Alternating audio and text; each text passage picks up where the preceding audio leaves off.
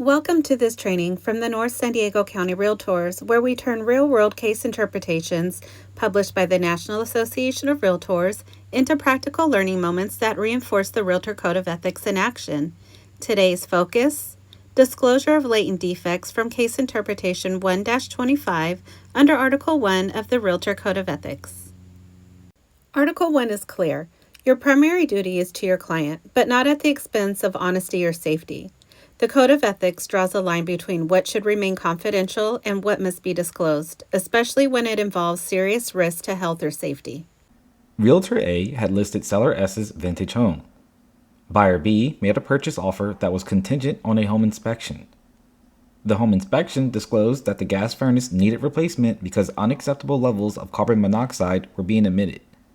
Based on the home inspector's report, Buyer B chose not to proceed with the purchase.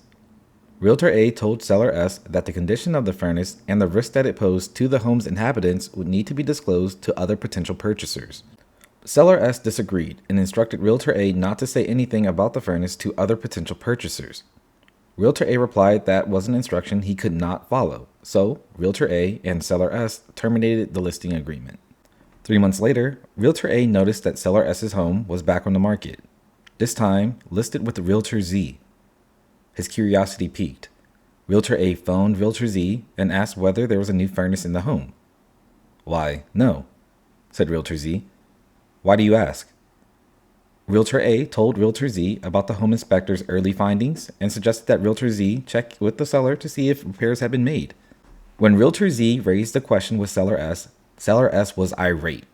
"That's none of his business," said Seller S, who became even angrier when Realtor Z advised him that potential purchasers would have to be told about the condition of the furnace since it posed a serious potential health risk. Seller S filed an ethics complaint against Realtor A, alleging that the physical condition of his property was confidential, that Realtor A had an ongoing duty to respect confidential information gained in the course of their relationship, and that Realtor A had breached Seller S's confidence by sharing information about the furnace with Realtor Z. The hearing panel disagreed with Seller S's contentions. It noted that while realtors do, in fact, have an obligation to preserve confidential information gained in the course of any relationship with the client, Standard of Practice 1-9 specifically provides that latent material defects are not considered confidential information under the Code of Ethics. Consequently, Realtor A's disclosure did not violate Article 1 of the Code of Ethics. In this case, Realtor A listed a property that appeared charming but had a hidden danger. The buyer's inspection revealed a defective furnace emitting carbon monoxide, leading the buyer to walk away from the deal. When Realtor A told the seller this defect had to be disclosed to future buyers, the seller refused. Realtor A chose ethics over convenience and terminated the listing. Months later, Realtor A saw the same property relisted, this time with Realtor Z, and shared the information about the furnace defect. What happened next would lead to an ethics complaint. The seller filed a complaint arguing that Realtor A had breached confidentiality, but Realtor A maintained that material latent defects, especially those involving life safety, are not subject to confidentiality under the code. Realtor Z confirmed that Realtor A simply alerted him to the previous findings so he could do his own due diligence. The panel needed to decide, was this a breach of trust or a necessary act of ethical disclosure? The panel ruled in favor of Realtor A. According to Standard of Practice 1-9, latent material defects, like a dangerous furnace, are not considered confidential under Article 1.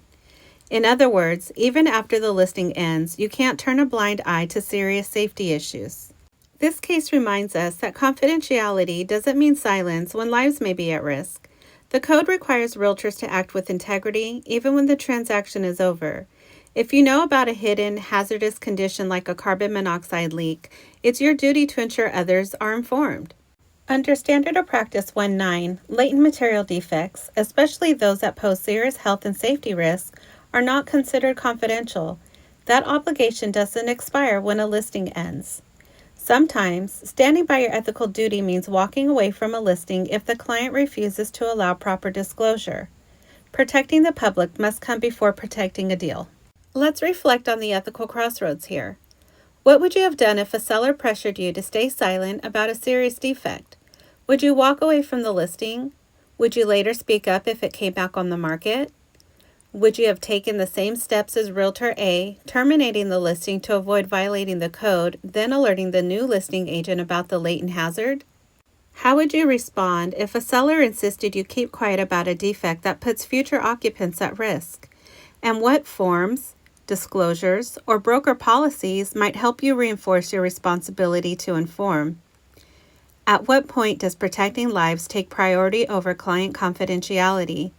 These questions go to the heart of what it means to serve the public and uphold the code of ethics, not just during a transaction, but long after it ends. Thanks for joining us for this case interpretation review. The Realtor Code of Ethics doesn't just guide transactions, it protects people.